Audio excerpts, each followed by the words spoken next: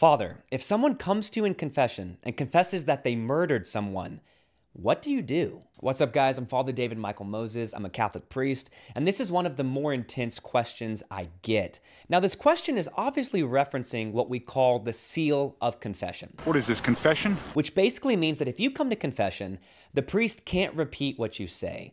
The priest can't go around saying, hey, did you hear so-and-so did this? Let me give you 3 scenarios to illustrate this point. First, if you come to meet with me in my office, not confession, we're just talking, then that's what we call privileged information.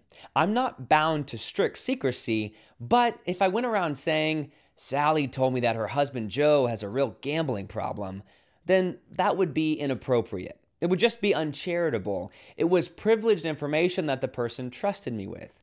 As a spiritual father, I want to respect the personal business of my parishioners. But here's another scenario. If someone in my office, again, not confession, tells me that they poisoned all the water in the city, then I'm obviously going to do something about it.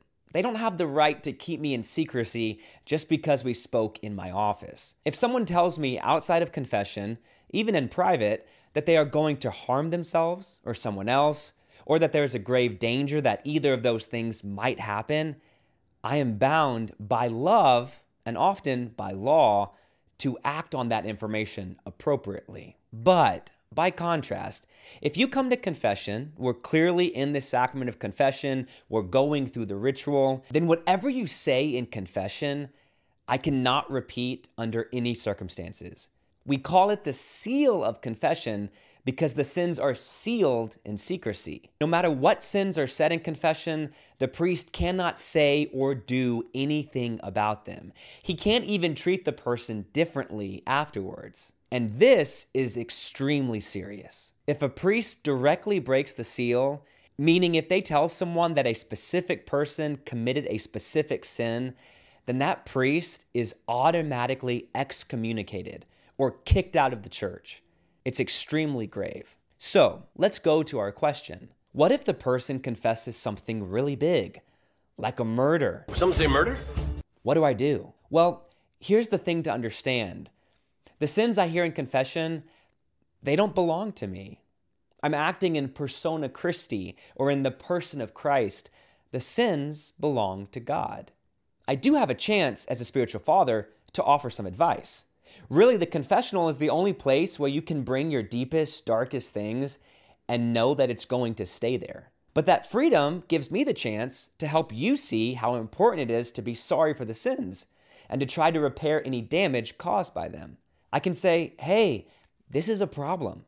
We need to make sure this never happens again. If the person has committed a crime, maybe we need to talk about the possibility of turning themselves in.